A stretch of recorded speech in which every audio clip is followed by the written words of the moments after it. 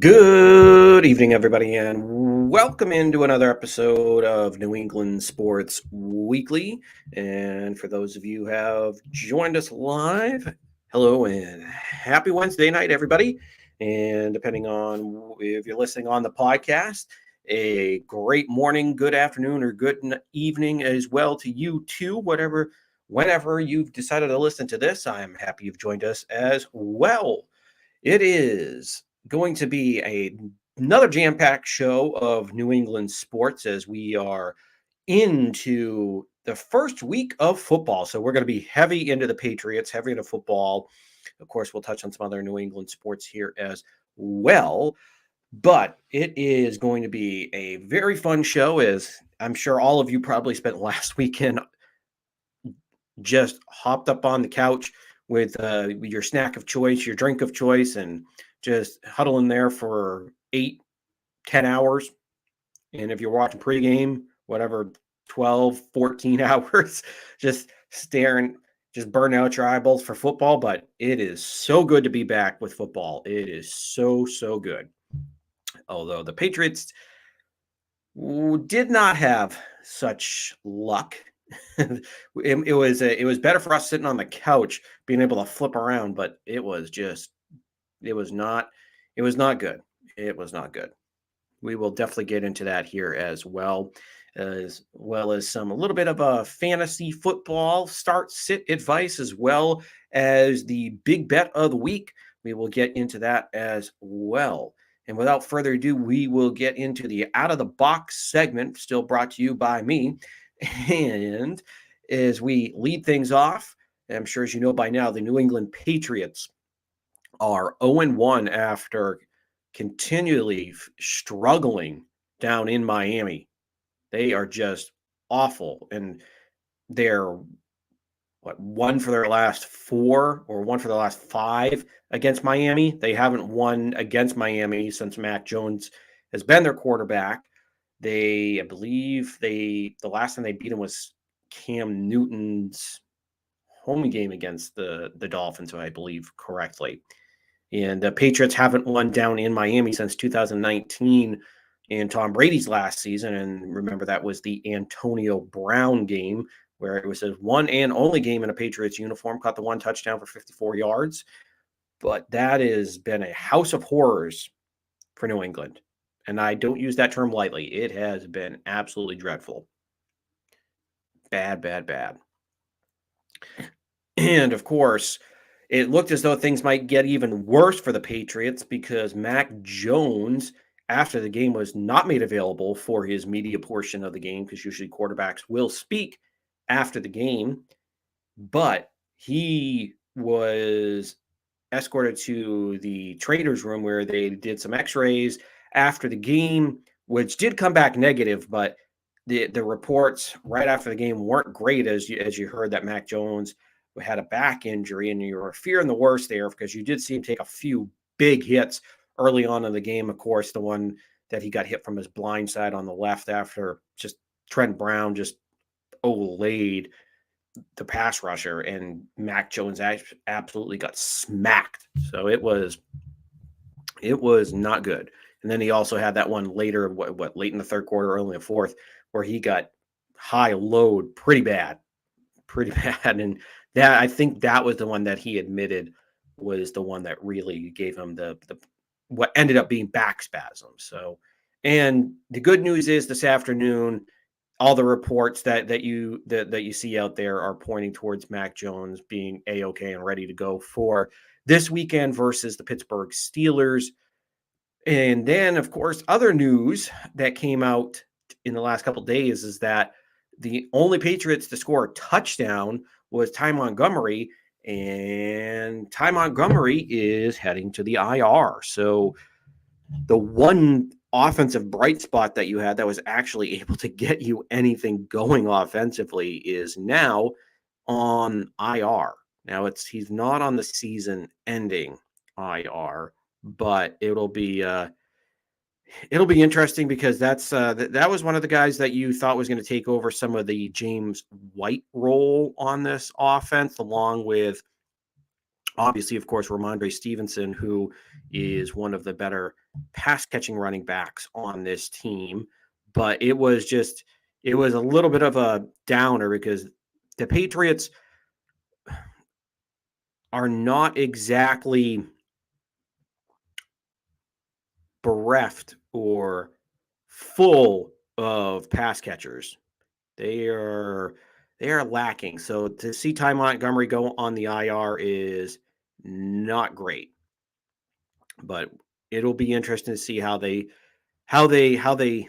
and obviously I'm not saying that he's the key to the offense, but of course we know that New England does like to have that third down option, that pass catching back for their offense.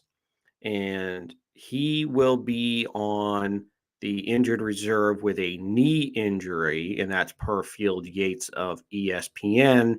And they have elevated little Jordan Humphrey from the practice squad to the 53-man roster to take his spot. So it'll be interesting to see how long he's going to be out. It's like I said, he has to miss the minimum 4 games, and then we'll see where this goes for Ty Montgomery. So there is your big Patriots news. There is two bad in the loss, and obviously losing Ty Montgomery for at least 4 weeks now. And you do get a good piece of news, at least in there, that Mac Jones appears to be okay. Now, as we look at the Boston Red Sox here, they have been, well, how can we put this? Not good. Not good, Bob. Not good. And it's just been one thing after another with this team. And they did take 2 out of 3 from Baltimore over the weekend, but it's really been nothing great because they had 4 losses in a row after that. They still have not played well in this division. They got swept by the Rays. They lost last night in extras against the New York Yankees, and Aaron Judge, who is hot as a pistol, just is absolutely destroying them. So the Red Sox just don't look great. And in an interview with WEEI, the Red Sox radio station, he did make some comments basically that this was an emotional time for him, that he kind of, to paraphrase him, that wasn't the exact quote, but it was basically an emotional time for Xander Bogaerts regarding regarding getting towards the end of the season. Would this be he didn't come out and say anything like that, but they basically kind of inferred, would this be maybe the end of the road here for Bogaerts? But it'll be interesting to see how that goes. So we might get a little bit of baseball here, but again, it's going to be heavy on the football as we get into this Patriots game. Now, as far as the main course here, and thank you for listening to the Out of the Box segment here, as again brought to you by me. So I hope you enjoyed that segment. But anyways, we are on to the New England Patriots and the Miami Dolphins. We'll pull apart this carcass, if you will, as it was just awful. Because it was just frustrating to see this offense just go out there and just continue to struggle. And obviously there's a few areas that you can point to that we'll get into it in a second, but it was kind of a little bit of false security at the beginning of the game because you had that drive down the field. Looked pretty good. Mac was out there, looked like he had been in the league for 8 years, was out there changing the play, commanding the huddle, changing out of plays, looked pretty good. They were actually able, with Damian Harris and Ramondre Stevenson, to able to run it pretty well, especially with Harris was running up the gut and was very physical.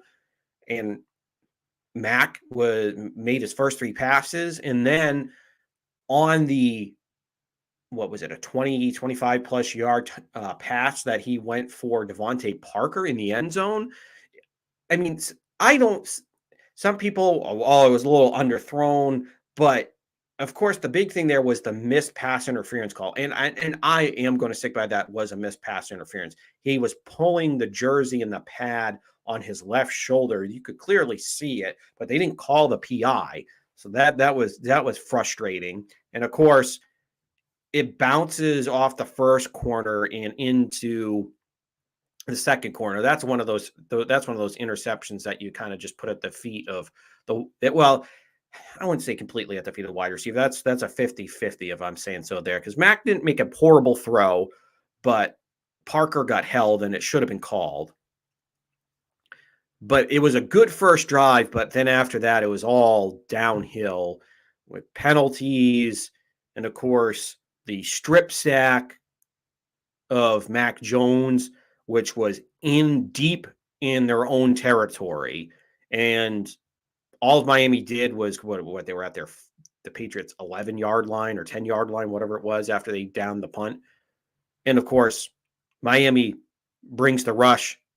Trent Brown in the left side of the line just laid him, and Mac Jones got killed.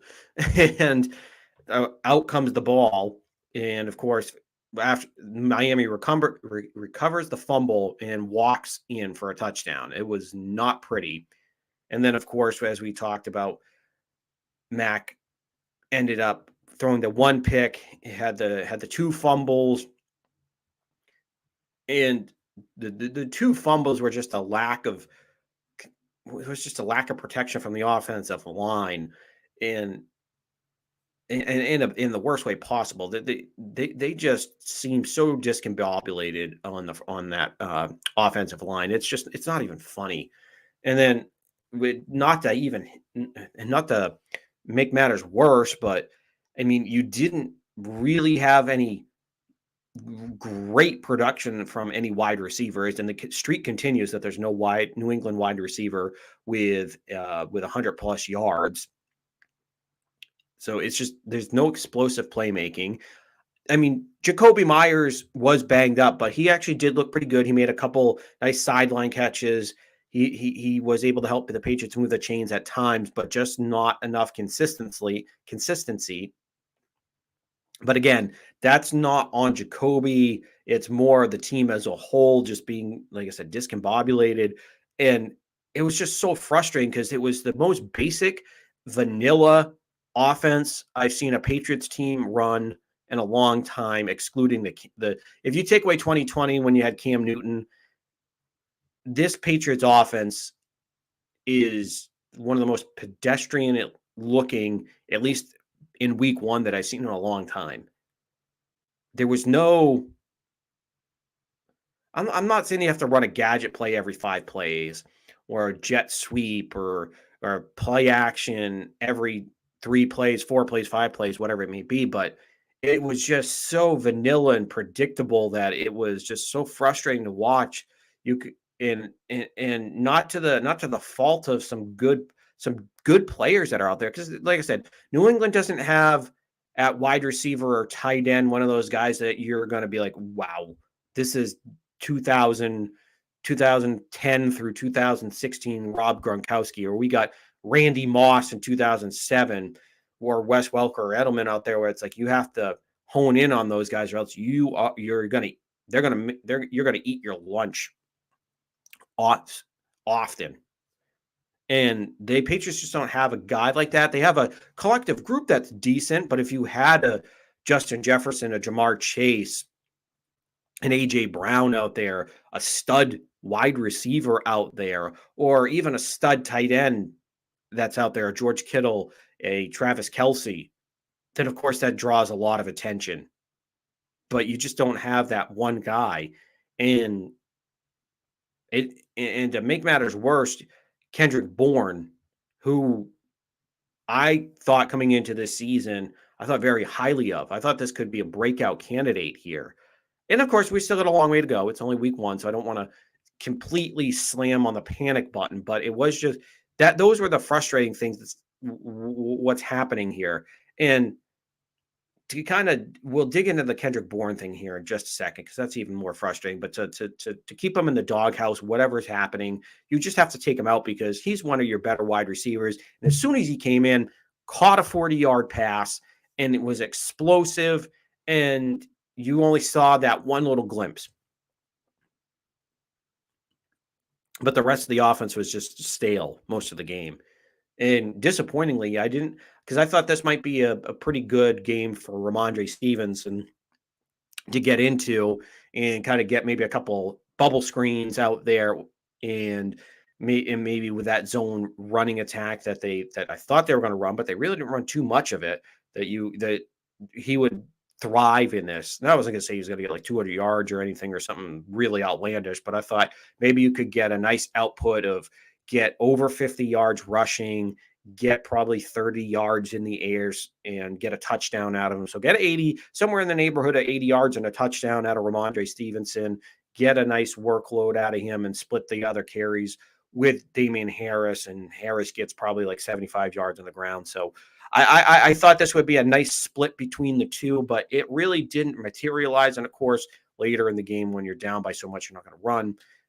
But and that's where I thought maybe you would see Stevenson in there more and you get him involved in the pass game, but that really didn't materialize. The only bright spot in this whole offense was Ty Montgomery, who we now know is headed to the IR.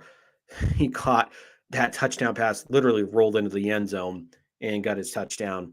And at the time, like, okay, maybe we got a little bit momentum here, but it really didn't materialize after that. They lost everything after that. And now, of course, the big, like I mentioned, the big story there offensively, though, is what is happening with Kendrick Bourne. What in the hell is happening with Kendrick Bourne? Why is Bill being so stubborn with Kendrick Bourne? Now, I'm not saying you roll over and give him everything you want, especially because he's not Randy Moss. He's not Jerry Rice, obviously. I'm just throwing out really good ones. And obviously, you use his contemporaries. He's not Justin Jefferson. He's not Cooper Kupp. He's not one of those stud wide receivers out there, but he's a good wide receiver.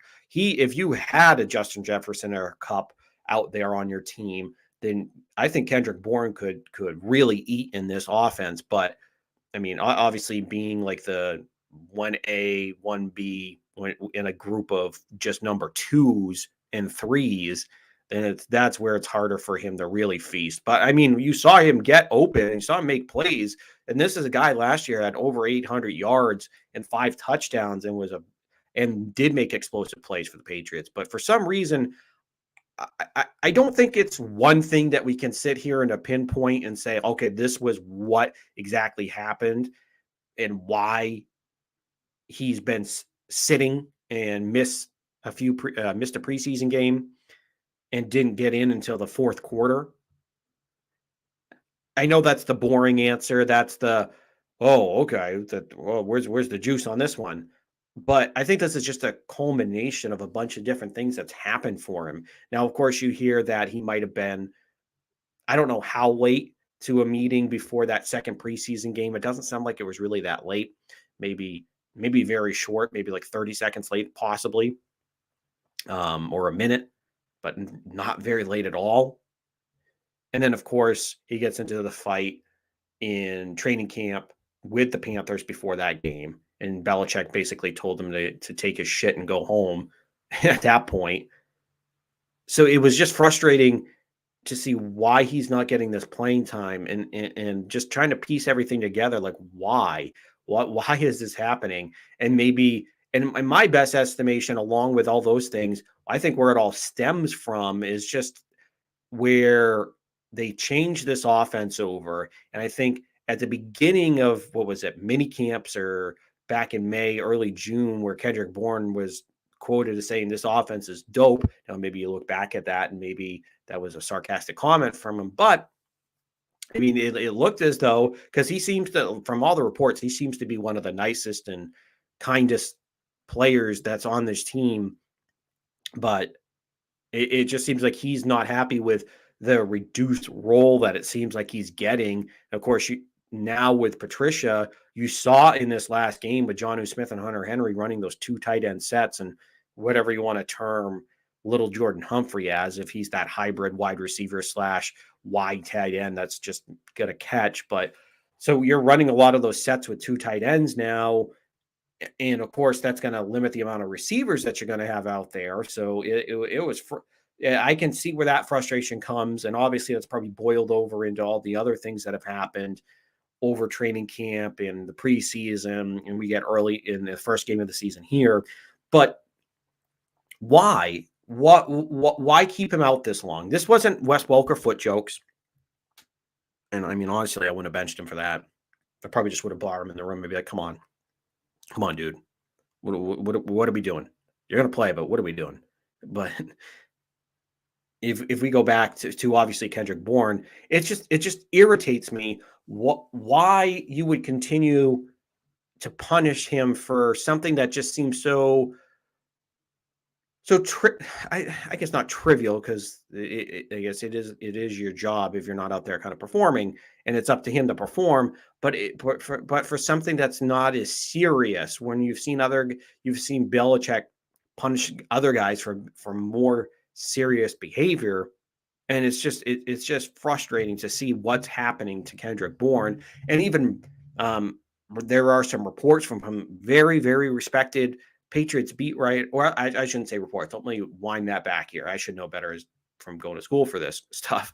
But as far as maybe some well-educated, informed opinions, I'll leave it at that, and informed opinions from guys like Tom E. Curran of NBC Sports Boston and some other ones out there. But Tom E. Curran was really the one that was kind of championing this narrative, or I guess his thought. I should say it's more of his thought, not a narrative, that maybe with Robert Kraft, that this might be something that he would come down on Bill on, or not come down on him, but really kind of assert a little bit of authority here with Kendrick Bourne, now that basically Kraft and Bourne, you see him at some of the functions, they get along really well.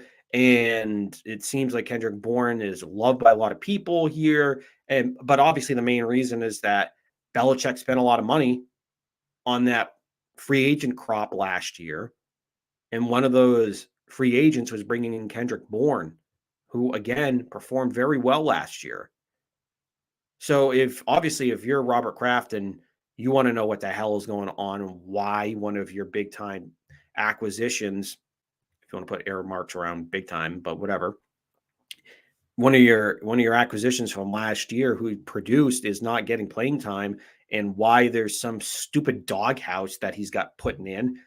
I don't know. It's just ridiculous. The bottom line is you have to, both parties, the coaching staff, which it sounds like it's probably Patricia. So mainly Patricia and Kendrick Bourne just have to bury the hatchet here, because they need Kendrick Bourne on the field. He needs to be in those 3 wide receiver sets, 4 wide receiver sets, those spread type situations. Hell, there are times that he should probably be one of the top 2 wide receivers out there, with switching back and forth with Devontae Parker, Jacoby Myers. Ideally, you'd like to have Parker, Myers, and Bourne out there. But it's just so frustrating, because you're cutting off your nose to spite your face, and it's just ridiculously stupid that they're holding some type of grudge over him like this. And I know there were rumors that they might thought about trading him back in the offseason, but I mean, this is your best explosive option you have, and you're playing well until Tyquan Thornton gets back. He's your most explosive option, and you're just playing games with him, it seems like, for naught. And it's just so frustrating just to see, because you're not in a position with this offense to really screw around at this point. You're not. You handed over the offense to a complete boob in Matt Patricia, who I just don't know what the infatuation with him is. outside of Bill and Matt being best buddies. But I guess that's obviously the number one reason why, at least in my opinion, he's there, is because he and Bill are just tight. And it's just so frustrating though, because yes, I know he was a decent to above average to good, wherever you want to throw him in that line. Defensive coordinator, obviously he was defensive coordinator here when they won the Super Bowl in 2014 and 2016, but now you're over asking him on offense to be the pseudo offensive coordinator because he didn't get that title, because now he's still getting his money from being the Detroit Lions head coach. But then on top of all that, it's just like, you're the offensive line coach, you're the offensive assistant, you're basically the offensive coordinator. But then Belichick also has Joe Judge being quarterback coach slash another offensive um, assistant to the head coach, and it's absolutely ridiculous. You're putting the trust in a good, really good young quarterback who should be in his second year, taking massive leaps forward, and you're going to stunt his growth. And I know, and I believe in Mac long term, that he can get past whatever happens in this season. But you're giving the keys to like I wouldn't call the Patriots a Ferrari anymore. That was back in the Brady days. But we'll put it to like a nice, not even Mercedes. We'll put up there like a nice Dodge Ram or F-150 or Chevy Silverado. What was like a nice full-size truck, a brand new truck. No, it's not sexy, but it gets the work done. But you're giving it over to an inexperienced play caller, an inexperienced driver, that, yeah, you didn't hand him this massive sports car, but you handed him this nice truck that it still can get fucked up if you drive it off, into the road in the wrong place. And this is where I feel like he's going to come back with like a busted up car, because he just feels so inept. Case in point, when I talked about the offense just feeling like it was bland, vanilla on Sunday. And the worst part is, it was like a shitty vanilla ice cream flavor. It wasn't even a good one, because at least a good one, you might have some satisfaction afterwards. This one you didn't. This was the cheap stuff that you get from the dollar store, as far as if we're keeping with that analogy. But in all honesty though, it was just so frustrating having to watch the offense and just knowing why. Everybody knows why. It's because you put Matt Patricia there, and he's so unproven as an offensive mind. And to put the hands of a Mac Jones, Ramondre Stevenson, Kendrick Bourne, who might be in like the Matt Patricia doghouse, and apparently Bill isn't going to step in on it. And it's just, I just don't get it. I just don't get it. I don't get it. And I don't know if I ever will, what the infatuation with Matt Patricia is. But I just hope, beyond hope, that they can finally get something down. Get a halfway decent offense down, because you have a quarterback that's more than capable of and handling any offense that you throw at him. So it's just so frustrating, just so frustrating to sit there and just know that Matt Patricia, Joe Judge are just going to screw it up.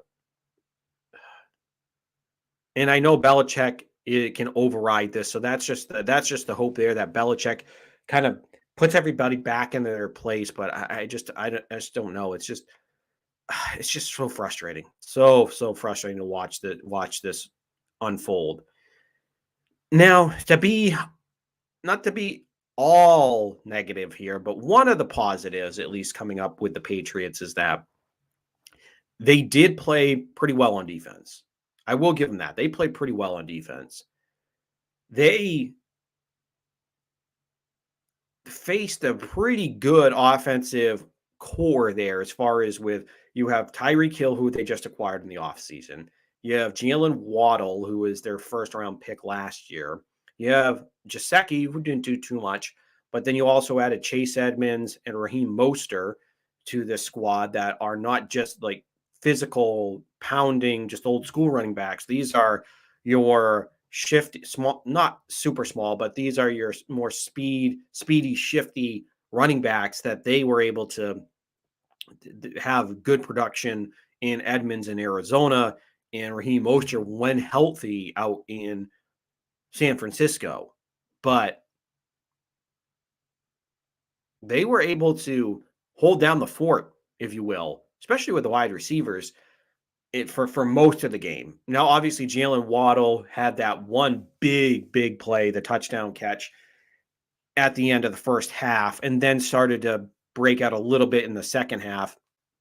Tyreek Hill had his catches, but it just wasn't a huge. Just wasn't huge enough to really break the game wide open. He didn't have any touchdowns. So Jalen Waddle scored the only offensive touchdown because remember they scored that touchdown. The other touchdown was scored by the defensive fumble recovery plus your field goal plus your 2 field goals. So it was a decent start to the season defensively. You only gave up 14 offensive points, only one offensive touchdown. But of course, when your offense isn't there to help you out, when you put up not zeros, but you understand what I mean, when you put up those blank spots later in the game, when you're holding down a pretty good offense in Miami, and then all of a sudden, or not say all of a sudden, but with this offense, it was just again go back to that. It's just where if your defense can play this well, I mean, I like what I like I like what I saw out of them early on, but again, if you don't have the offense there to help you out, at least get you 20 points, 24 points, then what are we doing? What's going to happen? But again, I was pleased with what happened defensively. There weren't as many miscues as there were on offense. So I do like what I saw, and I think the Patriots have a chance to at least settle things down offensively. So I like them from that standpoint. I do like the Patriots defense, at least what I saw early on. To me, this all just comes back to what's going to happen offensively. What is this offense going to be? And of course, we still have 16 games left. So I'm not going to sit here and just absolutely just slam on the panic button and just worry about everything when it comes to this Patriots offense, especially in this Patriots team overall. But man, there are some warning signs that you saw from this Miami game. And obviously we just spent a big chunk of the time talking about it with Matt Patricia as the offensive coordinator. But that's my biggest worry there is that you have a good young quarterback in Mac Jones, but is he going to stunt his growth going through the rest of the season? And it remains to be seen. Are you going to come up with a little bit more spice to the offense and not just be this vanilla bland product that you're going to put out on the field? It's going to be so easy for these defenses to key on.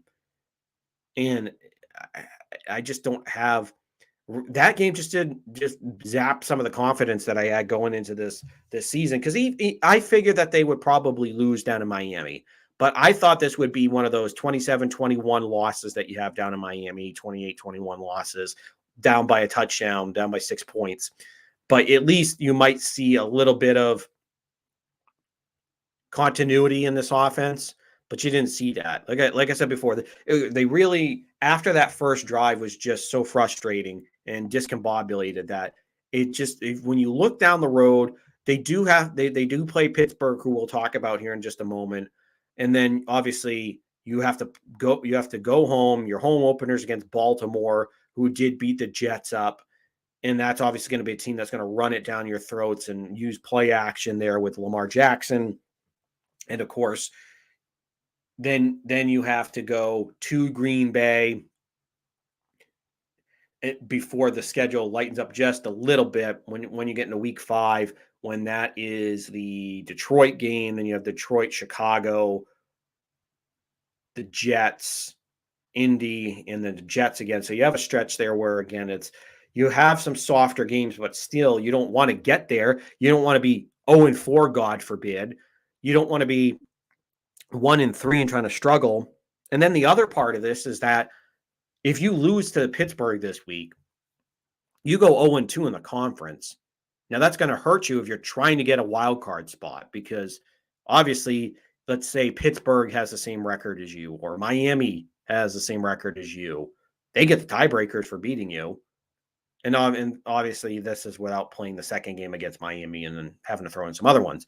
But that's the whole point there, is that with New England, if you lose in the conference, then you're just screwing yourself over even more. So this is an important game to take down in Pittsburgh to try to keep to not let early on in the season things kind of unravel as far as looking further down the road in the playoff picture. But again, I'm not completely slamming the panic button. There's just warning signs that I'm just not all that kind of really excited about. That kind of makes me makes me stop and really think about it with this Patriots team. Now I did pick them to go 9-8 and miss the playoffs. So I mean, like I said, I hope I eat crow on it, but I don't think I will, because it just, especially after seeing what I saw on Sunday, it's just even more disheartening to watch that Patriots offense. Now, of course, as we mentioned, they will travel to Pittsburgh to take on the Steelers, who played in a wild game and lost in overtime. Excuse me, they won in overtime. My apologies. They won in overtime, but coming right down to the wire, because Boswell had three missed kicks in that game altogether, and missed big. But so did the kicker McPherson for the Bengals, who just crapped the bed on himself as well. So it wasn't the most clean game. And Joe Burrow had 4 or 5 turnovers in that game. I believe 4 interceptions at least in that game, and it was just sloppy all around for the Bengals and the Steelers. So this is, but I will say this, when it comes to Pittsburgh, it wasn't that impressive of a win, because when you really kind of look at it, as we mentioned, Joe Burrow, who led that team to a Super Bowl, along with Jamar Chase and T. Higgins and Joe Mixon, that offensive group of weapons is so good, but you can't turn the ball over 4 times and expect to win. Now, they almost did if they're to steal one from Peyton Manning. Their idiot kicker doesn't miss one. But still, the Steelers basically had every opportunity to take this one away and win it early, but it just kept feeling like, nope, here you go, Cincinnati, here you go, you take it. And then Cincinnati said, no, you take it. So it was just, it just was not, it was an all around sloppy game that Pittsburgh deserved to lose that one, but they ended up winning it in overtime. And they're going to be dealing with an injury to TJ Watt, who tore his pec muscle. And there, initially people thought that he was going to miss the full season, which that injury sometimes does in the majority of times put you out for the rest of the year. But there have been some positive reports, if you're a Steelers fan and the Steelers themselves, that he might be able to come back later on in the season. But obviously he's going to miss the New England game regardless of what happens. So you don't have to, if you're Mac Jones, you don't have to worry about TJ Watt, but you do have to worry about Hightower in this game. But it'll be interesting to see how Pittsburgh's attacks them now defensively, now that you don't have your big dog there defensively in TJ Watt, although Cameron Hayward is always somebody to be reckoned with, which I know Bill's not going to forget that. So you do have to worry about Cam Hayward. But altogether, though, it's not an impressive defensive squad. now that you don't have TJ Watt. If you had TJ Watt there and you had Cam Hayward and Mika Fitzpatrick, it's solid, but not great. Now that you lose TJ Watt, you lose your best pass rusher, and now you're kind of leaving it up to Hayward to anchor that line, and then really putting a little bit more on the plate of Minka Fitzpatrick, the safety that they acquired from the Dolphins a couple of years ago. So it'll be interesting to see how that kind of all shakes out for Pittsburgh in this week. But they do have offensively some concerns as well, because now they are dealing with a laissez-franc injury, if you want to say it the really emphasized way, in the laissez-franc or laissez-franc, as most people will call it, injury to his foot, to Harris, his foot. Excuse me, because remember, Najee Harris left with that injury that looked worse than it actually was. There were a lot of reports that he might miss significant time, but now, early in this week, so far, reports from Najee Harris says that he actually is going to look, he thinks that he'll be able to play in week 2. I would expect that's probably going to be more on a limited basis if he's dealing with that foot injury, because with those laissez-franc injuries, they really tend to stick around. So I don't know how effective he is, what his pain tolerance is and all that, but I wouldn't expect him to be at 100% and performing to his top of the tier, which last year we saw was a very good young rookie running back. So they'll be out without him. Now, of course, for Pittsburgh, they throw their hat into the ring of Mitch Trubisky to be their starting quarterback, at least for the time being. I don't think it's going to be long term, because he sucks.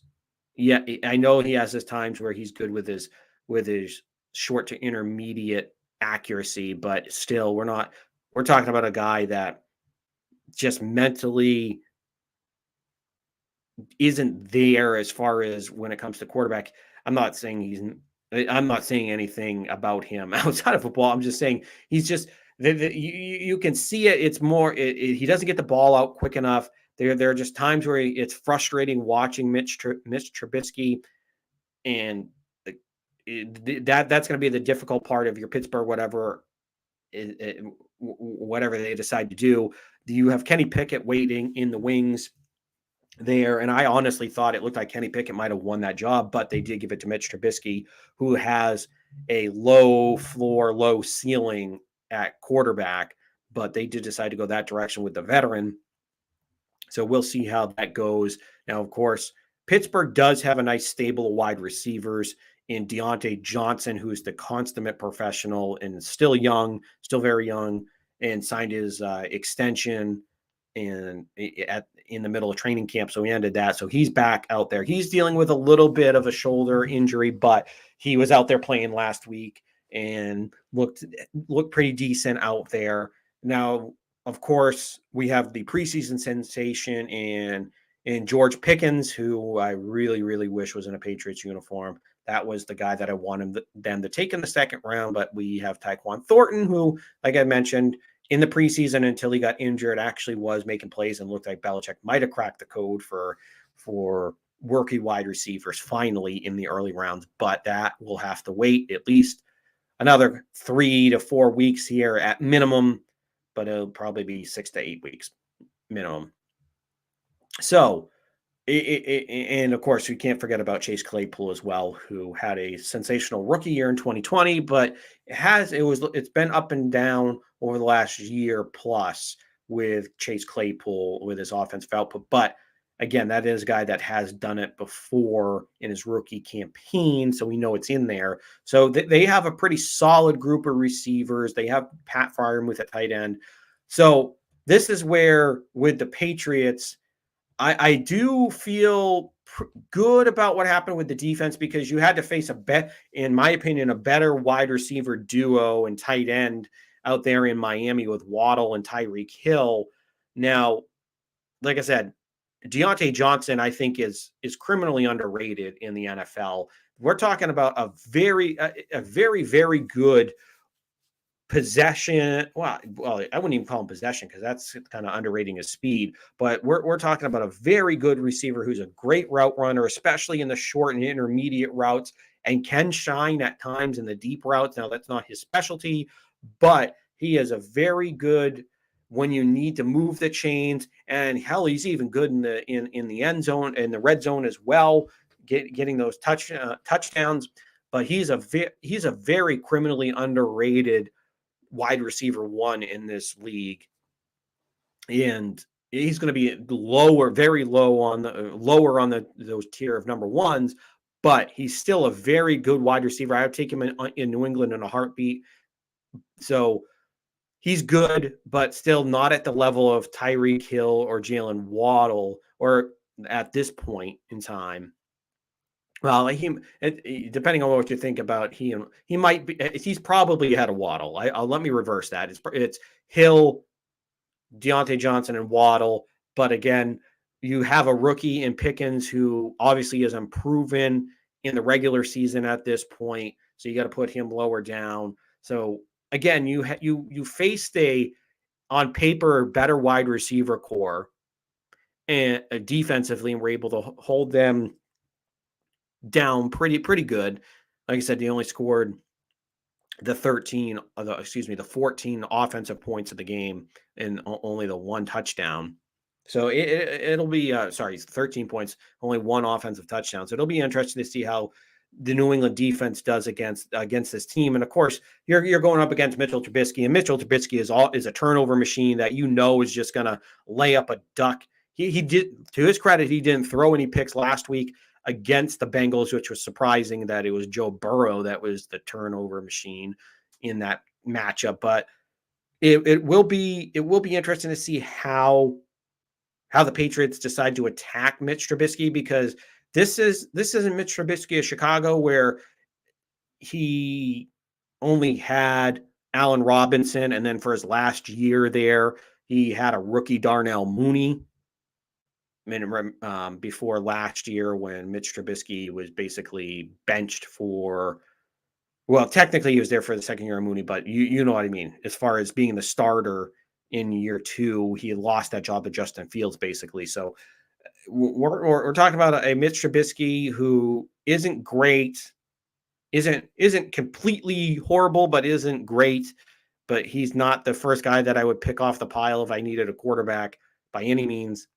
But this is his best, probably all-around receiving core that he's had. And you throw in that running back and Harris, if he does play, then it'll be interesting. It'll be interesting to see how they attack him. Now, New England always has a good history of playing in Pittsburgh and playing Pittsburgh in general over this stretch. Obviously, I know a lot of that came from the Tom Brady era, but the point being is that Belichick is always, if it's Bill Cowher or in this case, Mike Tomlin, he always does play very well against Pittsburgh. And I do feel like the Patriots are going to be able to get a win in this one. I don't think we're going to see a high-flying offense really on either side. I think we'll probably see like one pass catcher a piece for both teams really kind of get involved into this game, with sprinkling a few things out there, like Hunter Henry probably making some plays, and Devontae Parker probably out there being that possession guy, maybe a red zone threat. But I think this will be one of those games where you see maybe a Jacoby Myers game here. And I think it'll be run heavy for New England again. But I think we'll see just a little bit more. The Patriots trying to mix it up, try to get out there and pass it, but really have Harris and have Ramondre Stevenson out there as your workhorses, if you will. And I think this is where we'll see a pretty solid game out of Ramondre Stevenson. I think we'll see him them involve him in the passing game a lot more now that you don't have Ty Montgomery. So we're going to you'll see probably the snaps pick up for him, because last week, what did he only have 15 snaps rushing, 14. And then he only had a few passes that he ended up catching in this one. It was a little surprising because you had all the hype going about Ramondre. And I mean, he proved it last year. So I'm not saying like this is like a training camp flash in the pan or anything, because obviously that's a totally different thing. But I'm just talking about the hype of him being like a 1,200 yard all back and having 800 to 900 yards rushing with 300 yards receiving and like 10 total touchdowns. But again, this is somebody that there is big expectations with, and I was just a little surprised in the usage, especially when you're down and you didn't really have him in there as much as I thought they would. But I think this is where New England does enough offensively, and this is where I do think you can get a couple interceptions, a few turnovers here from Mitch Trubisky, and get some short field, get some things going offensively, and feel better about yourself moving into your home opener against Baltimore. So I do like New England to bounce back this week against the Steelers, who I think the Steelers are on your level as well. You're both kind of in that situation, although obviously New England got a head start with putting their rookie in last year. So Mac Jones is the uncontested starter and is the unquestionable starter, I should say. And now it's up to Pittsburgh if they want to stick with Mitch Trubisky or they want to put the rookie in Kenny Pickett. I mean, obviously, for my own selfish fantasy purposes, I want to see Kenny Pickett in there to get some more targets into Deontay Johnson, but that's here nor there. But the point being here is that I think both these teams are on a similar level, but with Pittsburgh missing key pieces now in TJ Watt and with Najee Harris, even if he plays, I think he's going to be banged. He's going to be banged up to where he's not going to be at full speed. So you're not going to get the full Najee Harris experience. So that'll be better for New England. So I think they end up taking this one 24-17 over Pittsburgh. And the Patriots will, after this week, I believe they will be 1-1 on the season. Now, we will turn our attention here to our one big bet segment. And in the one big bet segment, that is going, remember from last week, we always pick a game of the week to bet on. And as far as for week number 2, and if you remember last week, didn't do so hot as we ended up losing the Packers and Saints. Sorry, I was thinking about this week. The Packers and Vikings, because I told you to take the Packers over the Vikings and take that over.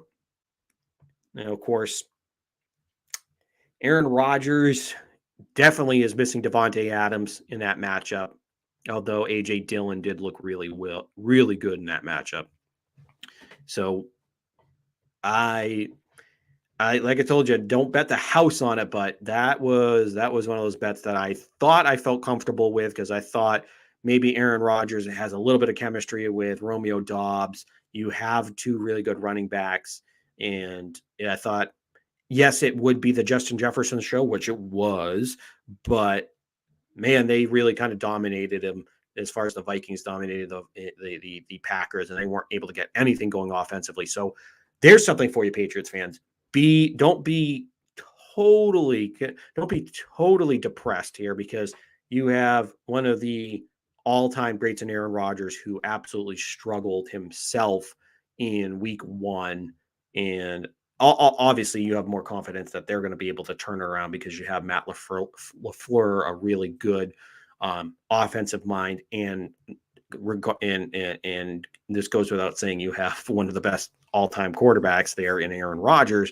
So you should be able to turn it around at some point. But again, I let you down on that one. But this week we will try to get your money back. And this one I actually feel confident in, because it is the Tampa Bay Buccaneers at the New Orleans Saints. Now, I know some of you are going to probably roll your eyes at this one. Well, it's Tom Brady and the Bucs going to New Orleans.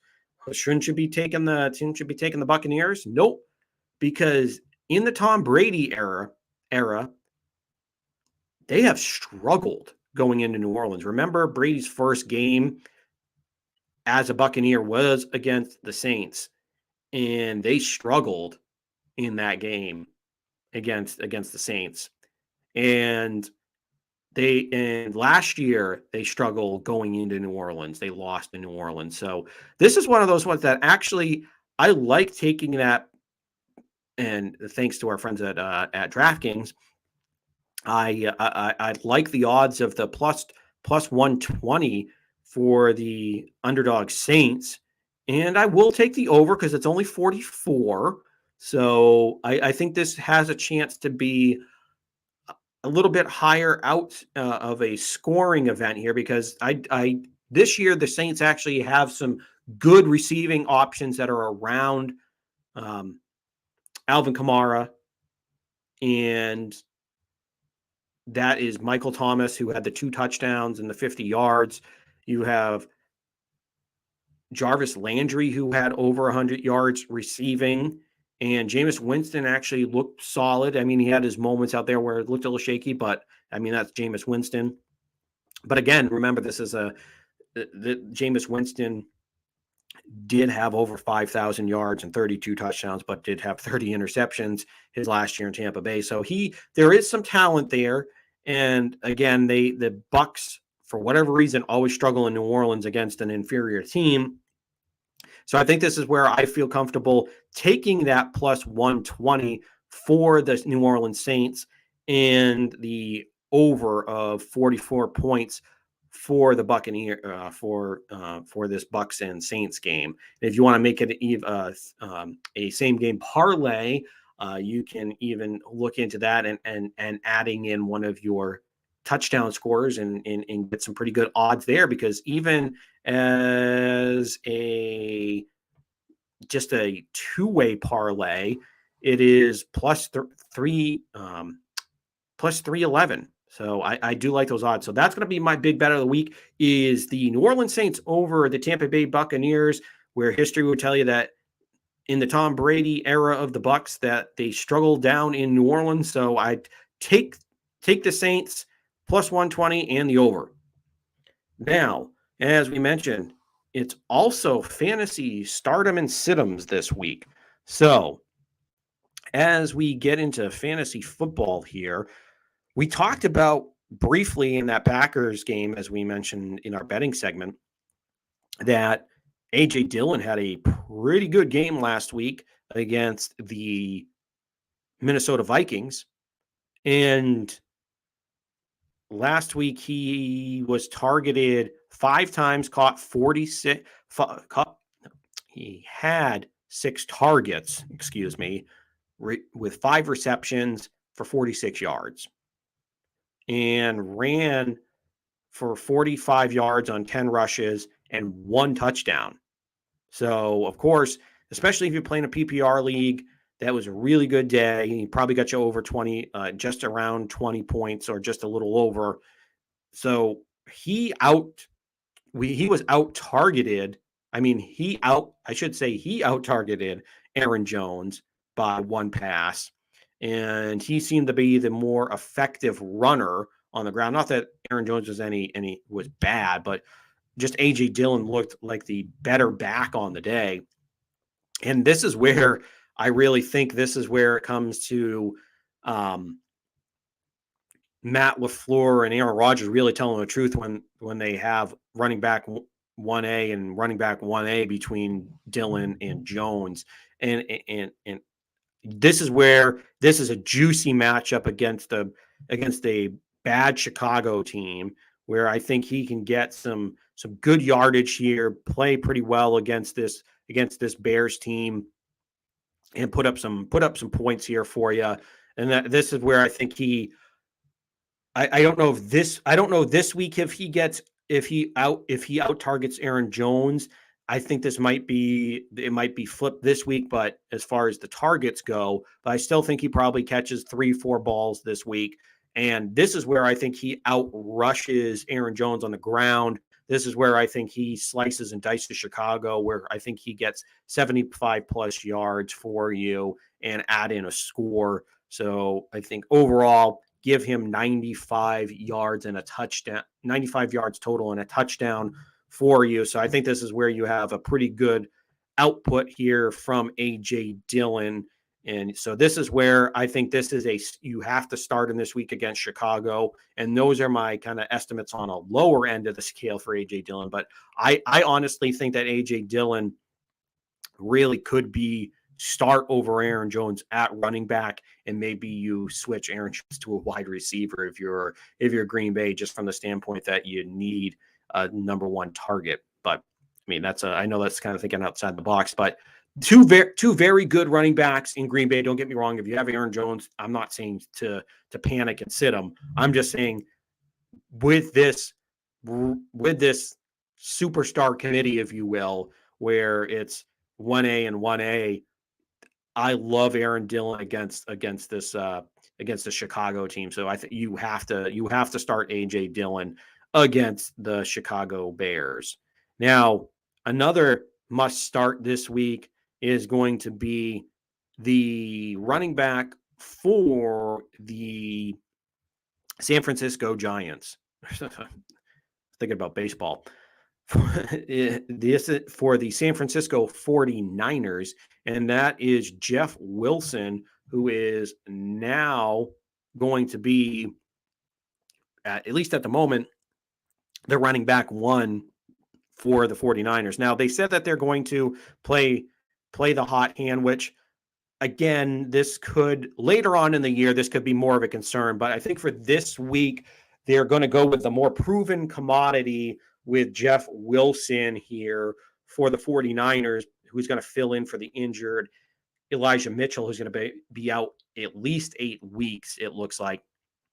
So you do, probably in the coming weeks, I wouldn't feel as comfortable with Jeff Wilson, but because you do have to worry about Tyrion Davis Price and Jordan Mason, 2 rookies. One was a draft pick, the other was an undrafted free agent. So those two, I mean, in the long run, I would rather have Davis Price if you were going to hold me to it. But Jeff Wilson for this week is a must start, just because it's the 49ers offense. We've seen Jeff Wilson have some good games when he's had to fill in for Elijah Mitchell last year, and in the past for Raheem Mostert when he was with the 49ers. So Jeff Wilson is a very, very solid start, because remember, I'm giving you some guys that might, I gave you one guy that's obviously rostered by a lot of people, and now tried to look at another one here that you would have that to start if obviously if you're kind of searching for a guy here. But yeah, I do actually like Jeff Wilson. He's a really good bet, I think, this week, because you're playing the Seattle Seahawks, who obviously they're going to be in the sweeps, although they did beat the Broncos last week. But I still think they're going to be in the sweepstakes for the number 1 overall pick. So this is where the 49ers, I think, run wild here, and it's a good spot to start Jeff Wilson for you in this matchup against the Seattle Seahawks. Now, as far as going over to wide receiver, this is where I like a nice bounce back game in this must start matchup here with the Kansas City Chiefs and the Los Angeles Chargers. And that, my friends, is going to be Mike Williams of the Chargers. Now, Mike Williams last week, he only had 2 catches for 10 yards, and that was not what you were expecting if you took him in your probably 3rd round, 4th round of the draft, depending on where you took him. But this is a guy that last year exploded onto the scene. And now that you have no Keenan Allen, at least for this week, Justin Herbert is going to look heavy to Mike Williams' way. Obviously, this is going to be a Mike Williams, a Austin Eckler, and a Gerald Everett in a Josh Palmer game, but really it's going to be for me the two players that you got to start from this game are going to be Mike Williams and Austin Eckler. So if we kind of throw in a fourth must start, that would definitely be Austin Eckler for me in this matchup without having Keenan Allen, because we know how big of a PPR monster Austin Eckler can be. So definitely fire up Austin Eckler in this matchup. So we'll give you those three running backs. So those are the ones that you must start. And then obviously at wide receiver, I'm going to go with Mike Williams of the Los Angeles Chargers, who I think is going to get a heavy share. So I think this is where you're going to get a big bounce back week this week, where I think you get over 110 yards receiving on 10 on on 8 receptions, and you get a touchdown out of them. So you're going to have a nice bounce back week from Mike Williams. And that is your fantasy starts of the week.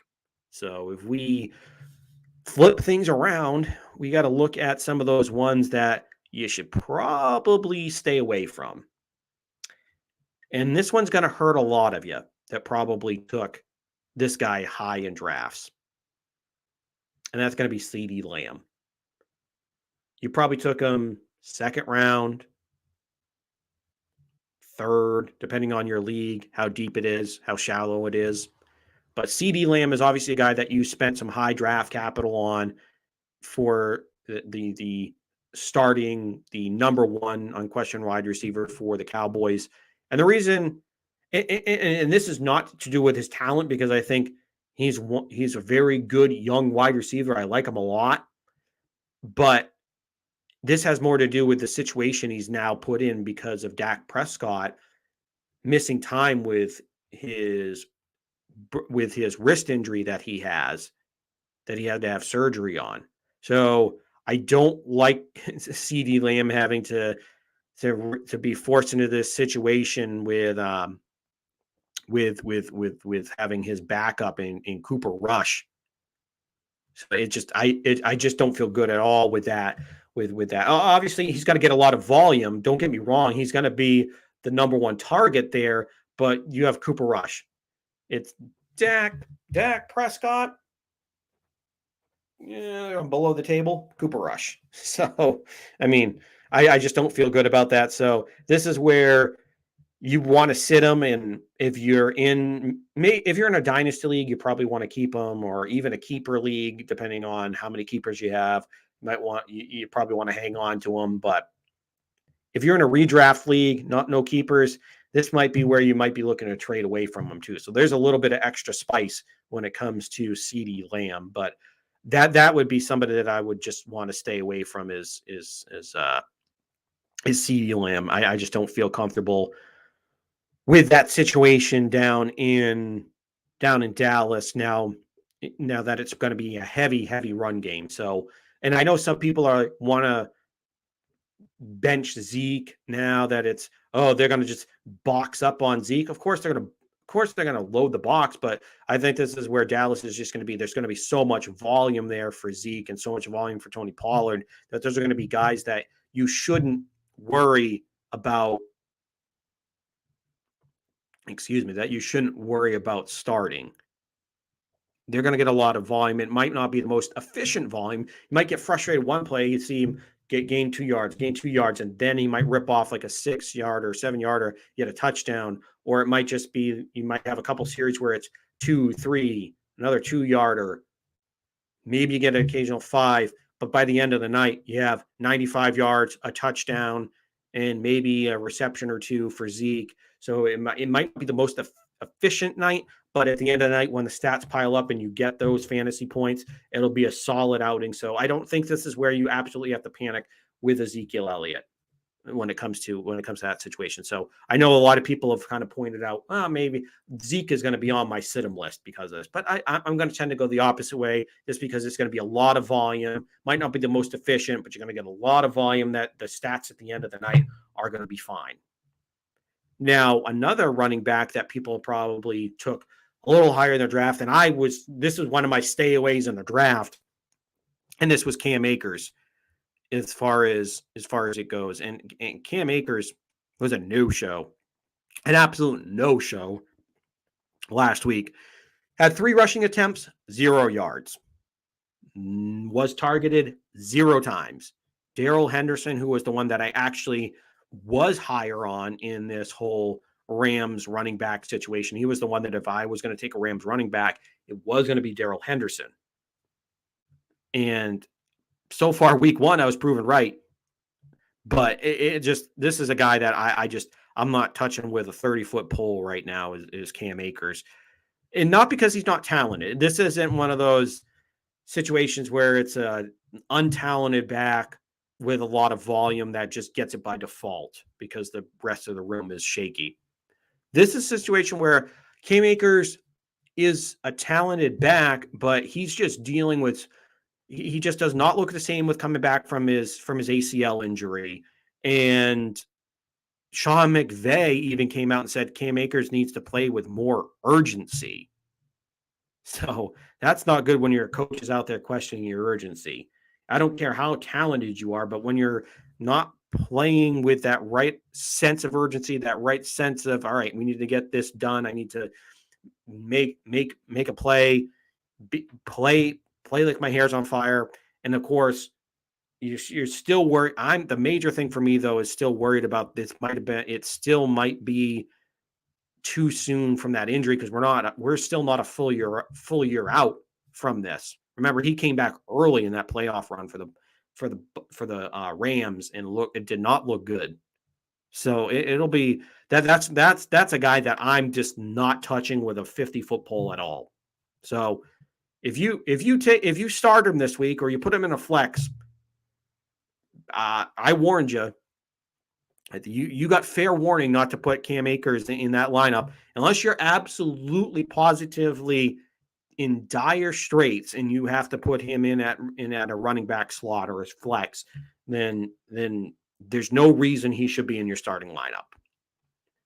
So those are my starts and sits for your fantasy football players of the week. And we'll try to get you some fantasy advice, whether it is stardom or sit-ems, or it's waiver wire pickups, trade advice that we'll try to give you. But those are my big ones. But at least coming into week number 2 of fantasy, those are my looks at your fantasy stardom sit-ems for this week.